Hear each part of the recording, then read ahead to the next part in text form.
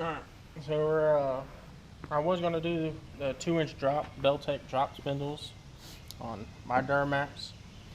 Decided to stretch that idea, and so what we're going to do, I was going to use the stock spindles, but you can see how trash, this is the driver's side spindle, how toast that is.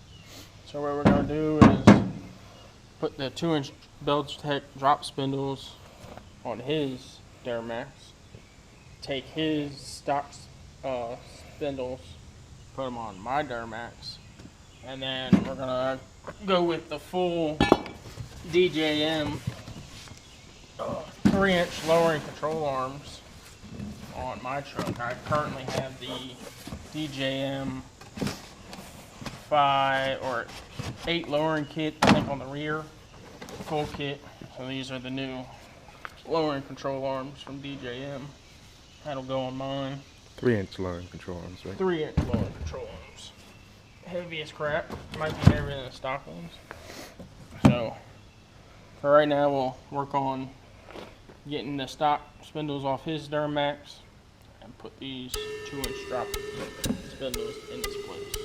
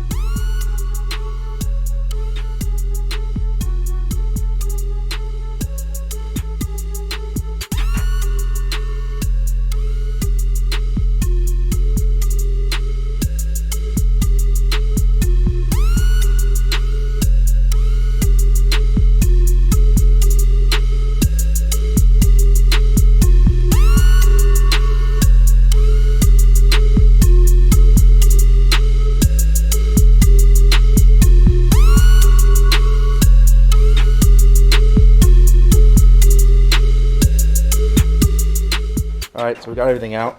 As you can see, didn't have to use a pickle fork on these, just beat on the knuckles a little bit. They popped right out. Same thing with the tie rod. I just hung this up here using some of this metal wire. So if we come back here, I'll show you the differences. So as you can see, this is stock driver one. Looks like it's just rusted to shit. This is mine. Just a little bit of surface rust, nothing crazy. Mine is a 2-wheel drive. His is a 4-wheel drive, but the knuckles are identical. These things are like $250, $260 a piece off the internet. So I was just going to give him mine. He was going to go with the 2-inch drop spindles, which are these guys here. As you can see, if we were to line the holes up, just about 2 inches longer. I was going to use this to drop the front, but decided since his lower control arms, which are sitting over there, were also pretty rusted bad, he just went with the DJM front lowering control arms. So we're going to go ahead and just pop these guys in there. It's the driver's side, so we're going to do the passenger side real quick after this one. And we'll show you what's next. putting this spindle in, steering knuckle. Put it in the bottom ball joint first.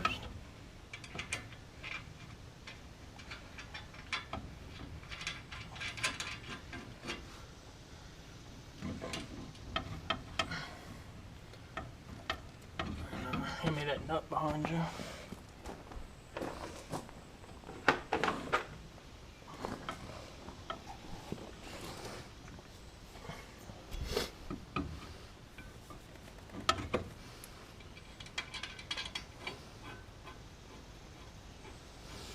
Yeah, so the front of this truck was just rebuilt, practically rebuilt.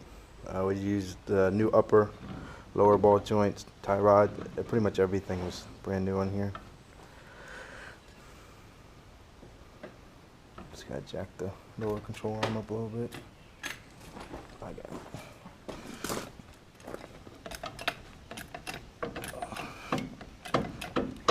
There you go. That's good. So these things go in just like the stock ones.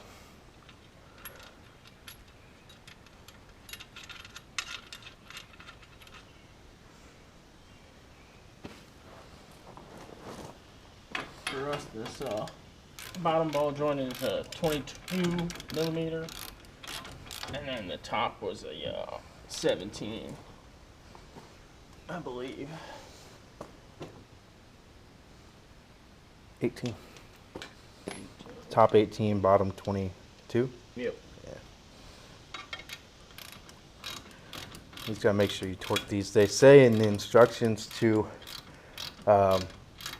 just torque them and then put the cotter pins through. Don't worry about where the hole lines up. So if your holes, if the nut's really high above the hole, put the cotter pin through anyway and just leave it. Don't back it off. And then obviously, if you can't get your cotter pin through the slot, through the hole, obviously tighten up the nut. Don't loosen the nut at all. Yeah. So if your hole's off centered, just go ahead and just tighten it more. Is what the instructions say. Don't ever loosen it.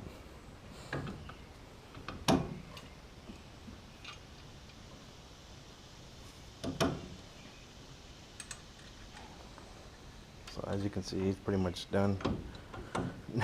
As simple as that. We just gotta torque everything up, uppers, lowers up. I'll put the hubs back in. Side of this one. Should be a 21.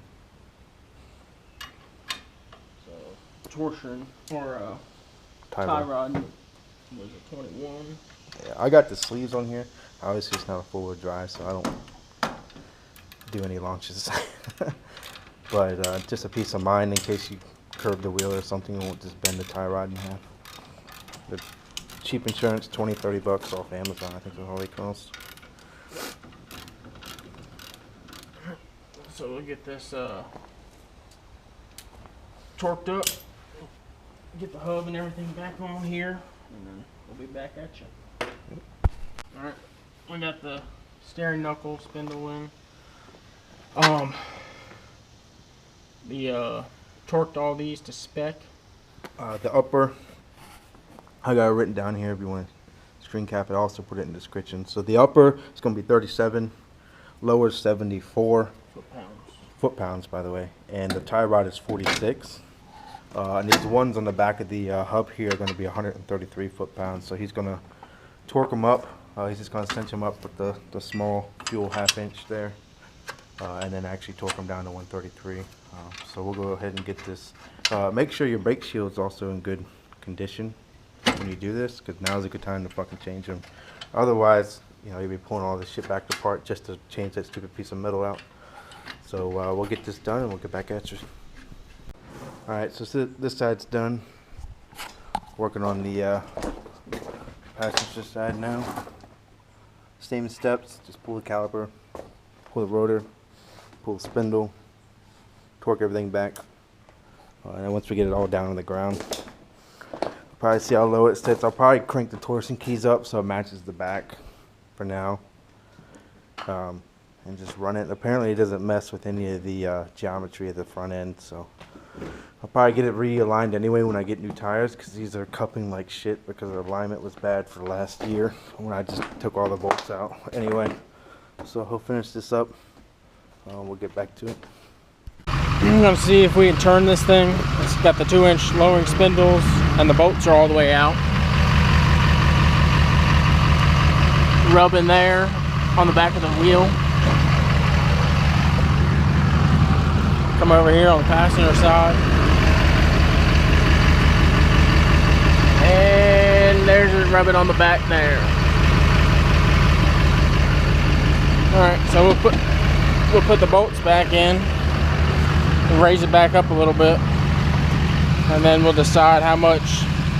Eventually we might have to trim this out, or we might space the bumper forward some. And then on my truck, I've already done the mod here on the back. And we'll see if we have to do it on here. Hopefully we don't have to.